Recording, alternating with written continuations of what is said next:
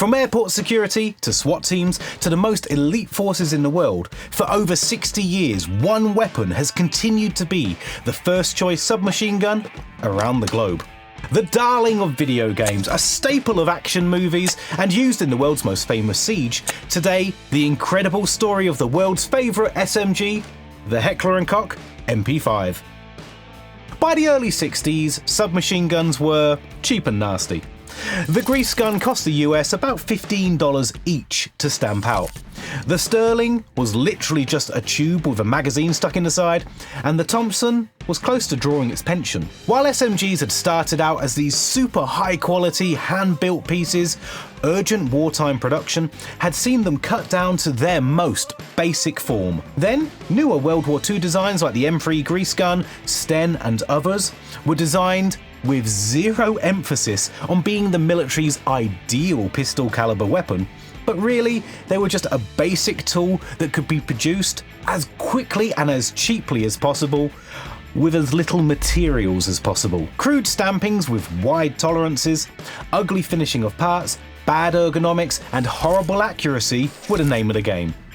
Backroad machine shops, used to making truck parts, were now stamping these things out by the tens of thousands. Examine them closely and you'll find more in common with a car jack than a firearm.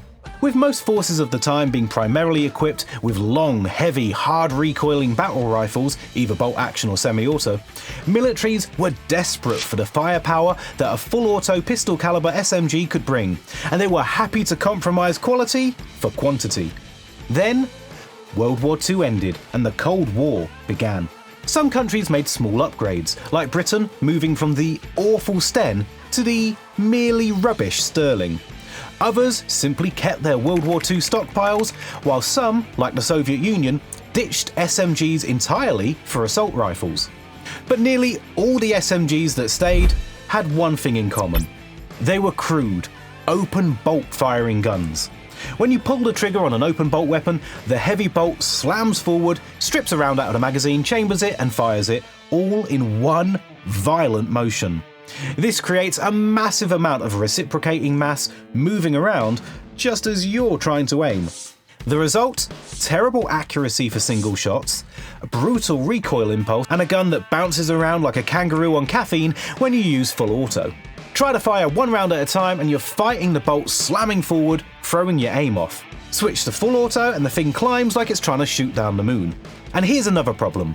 None of these SMGs had any real relation to the main service rifle of any military. A soldier might train on the L1A1 SLR, learn its manual of arms, its controls, its handling, and then get issued a Sterling SMG that operated completely differently. Different magazine release, different charging handle position, different safety, different everything. It was like learning to drive a car, then being handed a motorbike and being told to get on with it.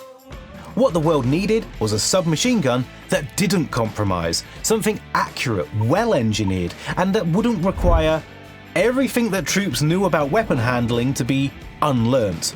Enter Heckler Koch, a company that had already struck gold with the G3 battle rifle. The G3 used a delay roller blowback system borrowed from wartime German designs, specifically the MG42 machine gun. It was accurate, reliable, and HK thought, why not scale it down for a pistol cartridge? Development began in 1964. The plan was simple: create a family of weapons, all using the same operating system but chambered in different calibers. 7.62mm NATO for the rifle, 5.56mm NATO for the assault rifle, and 9mm Parabellum for the submachine gun. The SMG variant was designated the HK MP5 under H&K's internal naming system.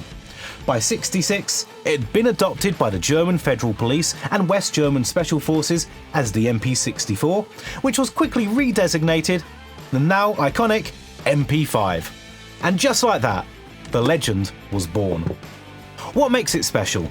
Right, so the MP5 has delayed roller blowback system firing from a closed bolt. But what did that actually mean for the people using it? Well, compared to the old open bolt firing guns, it was a transformation. Troops who trained with it described it as the gun that shoots itself. Point it at a target, squeeze the trigger, and the bullets go exactly where you aimed. No wrestling with muzzle climb, no fighting to keep it on target, it just worked. The accuracy was absurd for a submachine gun. At 25 meters, it could reliably put rounds into a fist-sized group. At 100 meters, it was still more accurate than most pistols at 10. Special Forces units were pulling off headshots with it that'd make a rifle jealous. And reliability, the MP5 could fire over 30,000 rounds without a stoppage. Some units reported MP5s with over 500,000 rounds through the original barrel and receiver. You could drag it through mud, drop sand in it, freeze it, bake it, and it just kept on working. The build quality was night and day compared to other SMGs. Tight tolerances, precision machining, proper metal finishing. This wasn't stamped out in some truck parts factory anymore.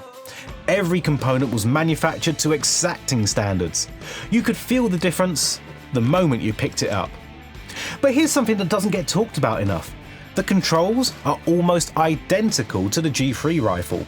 The charging handle up front, right where troops were used to it, same motion, pull it back, push it up to lock it open. The magazine release paddle style right where you expect it, with an auxiliary button. The fire select lever, exactly the same place as a G3, right in front of your thumb, and it's ambidextrous. And of course there's the iconic slap. Even the disassembly is virtually the same as a G3. Soldiers didn't need to relearn muscle memory, the manual of arms transferred directly. Hand a squaddie familiar with the G3 and MP5, and they'll be competent in minutes, not days. And for forces using the M16 or similar rifles, the controls are similar enough. The magazine release is a little bit different, sure, but the overall layout, the fire selector concept, charging handle operation, it's all familiar enough that soldiers can adapt quickly.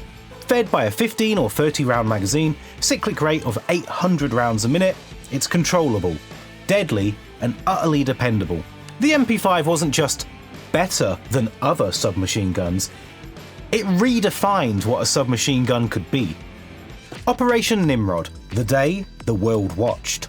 On the 30th of April 1980, 6 armed militants stormed the Iranian Embassy in London, taking 26 hostages. For 5 days, police negotiators tried to resolve it peacefully, but on the 5th of May, they executed a hostage and threw his body out of the embassy. Margaret Thatcher transferred control to the military. The SAS were going in. At 7:23 p.m, Operation Nimrod began. 30 SAS commandos from B Squadron, dressed in black assault suits and gas masks, stormed the building. Some abseiled down from the roof, others blasted through windows with frame charges. Stun grenades detonated everywhere, and in their hands, the MP5. The assault lasted 17 minutes. The SAS cleared the embassy room by room with surgical precision. 5 militants dead, 1 captured, 19 hostages rescued. And the entire assault broadcast live on television. Millions around the world watched black-clad operators abseil down the embassy, smash through windows, and rescue hostages, all with ruthless efficiency. The SAS became legends overnight, and the MP5 became the weapon every counter-terrorist unit in the world wanted. The footage is iconic. The image of an SAS operator in a gas mask clutching an MP5 became the defining visual of modern special forces. The MP5 just became the Mercedes of submachine guns. Hollywood and gaming domination. But the Iranian Embassy siege didn't just influence military procurement, it influenced pop culture. In 1988, Die Hard hit cinemas. Bruce Willis played John McClane, a tough New York cop trapped in an LA skyscraper during a terrorist takeover. The terrorists, led by Hans Gruber, were armed with MP5s. Well, technically HK 94 semi-auto carbines converted for the film, but they looked like MP5s, and that's what mattered. It's iconic, but Die Hard was just the beginning. The MP5 became a visual shorthand. See one on screen, and you know the person holding it is serious, professional, and dangerous. And then came video games. Counter-Strike, released in 1999, made the MP5 a gaming legend. Easy to get in game, low recoil, high fire rate, perfect for early round rushes. Call of Duty Modern Warfare featured the MP5 as a fan favourite across multiple titles. It fired fast, had low recoil, high damage, and it dominated close quarters maps. Rainbow Six, Splinter Cell, and I think we can all agree the greatest first-person shooter ever made, no arguments, I won't listen to them, Half-Life. The MP5 became as iconic in gaming as the AK-47 or M16. Generations of gamers learnt to love the smooth handling, controllable recoil, and satisfying sound of that roller-delayed action. And of course, the slap. From cinema to consoles, the MP5 wasn't just a weapon, it was a cultural phenomenon. The failed replacement. By the 90s, the MP5 was showing its age, or at least, that's what Heckler Koch kinda told themselves. The gun was expensive to produce, it required skilled machinists and used stamped steel when the world had gone polymer mad. So, in 1999, H&K introduced the UMP, the Universal Machine and Pistol, or Universal Machine Pistol. It was designed as a cheaper, lighter, more modern replacement for the MP5. It made heavy use of polymer construction and was designed to be modular for easy caliber conversions. 9mm, 40 Smith & Wesson, 45 ACP. On paper, it's brilliant. And it only weighed around 2.3 kilos unloaded compared to the MP5's 2.5 kilos. Lighter to carry, cheaper to produce, simpler to maintain, what could go wrong? Well, kind of everything, really. You see, the UMP uses simple blowback operation instead of the MP5's delayed roller system.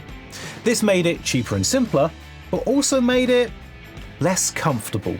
A little like the SMGs of old, the bolt slams back and forth with nothing to really slow it down, creating much more felt recoil and muzzle climb. Operators who trained on both noticed it instantly. The MP5 is smooth, refined, like shooting a rifle. The UMP, a little more harsh, a little more jumpy, a little bit like wrestling with an angry pit bull. In semi-auto it's fine, but on full auto the difference became night and day. The delayed roller system of the MP5 smoothed out the recoil and kept the gun flat, whereas the UMP's blowback system simply didn't. The UMP takes more muscle, more technique, and more training to keep on target. Law enforcement and military units that tested the UMP came back with the same feedback. It's not as good as the MP5. Sure, it's lighter, it's cheaper, but when lives are on the line, do you really want cheaper? The UMP has found some success. The US Border Patrol adopted it, some SWAT teams bought it for the 45 ACP option, but it's never replaced the MP5. Not even close. The MP5 continued outselling the UMP, operators continued preferring it, and H&K had to keep making both. Turns out when you build a legendary weapon, you can't just replace it with a budget version and expect everyone to be happy. The MP5's reputation was built on being the very best, and the UMP, for all its modern features, simply wasn't. The variants. The MP5's adaptable design meant that it spawned over 100 variants. There are versions with a fixed plastic stock, a retractable stock, you can get a 3-round burst option, some limited to semi-auto, some limited to 2-round burst, some limited to 3, some limited to 4. You can get it full auto, you can get the original trigger pack with just single or full auto. There's different options for top rails, you can get a bunch of different handguards with lights in them, some with rails, some with foregrips, you name it. H&K probably makes it. But there are a few very special versions that do stand out. The MP5 SD was the suppressed variant, featuring an integral aluminium suppressor. Unlike most weapons where adding a suppressor doesn't change the speed of the ammunition, meaning hypersonic rounds that are going to cause a supersonic crack need to be swapped out for subsonic ammunition, the MP5 SD actually slows down regular standard issue supersonic 9mm down below the speed of sound, avoiding the supersonic crack. This is done using a special, extra short, ported barrel and the suppressor's internal baffles to quiet everything down and avoid that crack. It's quiet, accurate, sneaky, and deadly. Then there's the MP5K from the German word kurz, meaning short, which is the compact variant. As if this isn't small enough already.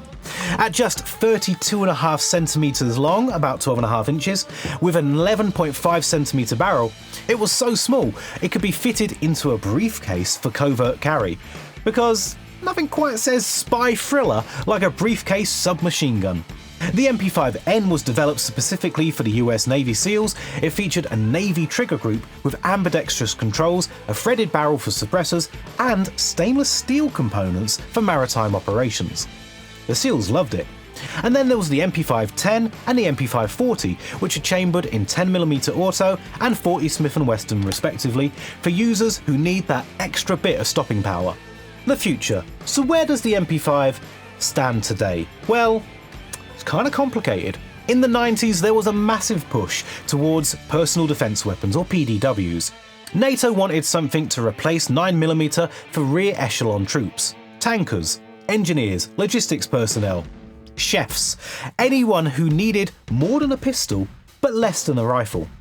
The FN P90 arrived in 1990 with its futuristic 5.7 by 28mm round, top-mounted 50-round magazine and armour-piercing capabilities. Then, in 2001, H&K countered with the MP7 in 4.6 by 30mm.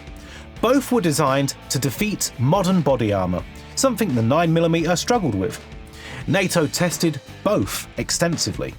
The 5.7 by 28 consistently outperformed the 4.6 by 30, but Germany vetoed the P90's adoption. Politics.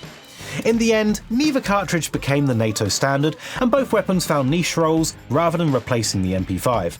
But more recently, a different trend has emerged. SWAT teams and military units are ditching submachine guns entirely in favour of 5.56mm carbines like the M4. Why? Well, the 1997 North Hollywood shootout showed that 9mm just couldn't defeat body armour. Then Afghanistan and Iraq proved that even close-quarters units need range and stopping power sometimes. It was felt that the M4 could do everything the MP5 can do, plus penetrate armour, engage at 300 metres, and use the same ammunition as everyone else. Many American SWAT teams switched from MP5s to M4s. The FBI replaced their MP510s with Colt M4 carbines. Even Special Forces units moved to short-barrel AR-15 variants. But here's the problem. 5.56mm is powerful. Maybe too powerful for a lot of situations. In densely populated urban environments, over-penetration is a real concern. A 5.56 round can punch through multiple walls and still retain some lethal energy. Yes, modern frangible ammunition can help, but the risk still remains. Hostage rescue, crowded buildings, aircraft, crowds, situations where you absolutely cannot afford to hit someone behind your target, that's where the MP5 still shines. 9mm is controllable, subsonic options exist for suppressed use, and it's far less likely to over-penetrate in close quarters. For many operations, the MP5 remains the safer choice. But what if you could give the MP5 armour-piercing capability without losing its controllability? Enter the 6.5 by 25mm CBJ. Developed by Swedish company CBJ Tech, it's essentially a neck-down 9mm, with the exact same functional dimensions, meaning any 9mm weapon can be converted with just a barrel change. The standard loading fires a tungsten penetrator at 900 meters per second from an MP5 with 810 joules of energy, almost rifle-level performance. It can punch through armoured targets and even penetrate Russian MTLB armoured personnel carriers. And the amazing part, because it generates the same recoil impulse as a standard 9mm, the MP5 still handles smoothly and controllably. But now, with armour-piercing capability. The catch is cost. Tungsten penetrators are expensive to produce. But for specialist units who need the MP5's handling with rifle-level penetration, it could be a real game changer. So while many units have adopted carbines for general use, they kept their MP5s for specific roles. The weapon hasn't been replaced. It's been specialised. And with modern suppressor technology and cartridge developments like the CBJ, the MP5 remains one of the most versatile firearms ever made. Oh, and the new ones in flat dark earth? They look really cool. The legacy. So today, over 60 years after its introduction, the MP5 is still in production, still in service with dozens of countries, still the weapon of choice for countless military and police units worldwide. Yes, newer designs have appeared. The MP7 fires armor-piercing rounds, the P90 has that 50-round magazine. Modern AR-15 derivatives in pistol calibers offer more modularity, but the MP5 refuses to die. Why? Because it works. Because when lives are on the line, reliability matters more than innovation. Because operators trust it. Because it's been proven in combat for 6 decades. The SAS used it, German GSG-9 still uses it, the FBI's hostage rescue team used it, SWAT teams, police, airport security and more. And even today, when a situation demands precision, when collateral damage just isn't an option, and when you need surgical accuracy in close quarters, the MP5 is still the answer. The MP5 isn't just feared because it's effective. It's feared because for over 60 years, when you saw one pointed at you, you knew you were facing professionals. It's the weapon that defined modern counter-terrorism. The gun that spawned 1,000 imitators but was never equalled. The submachine gun by which all others are judged. 3 digits, 1 legend, the MP5. Hey, if you like this video, then check out this one here, filled with more great military weapon content.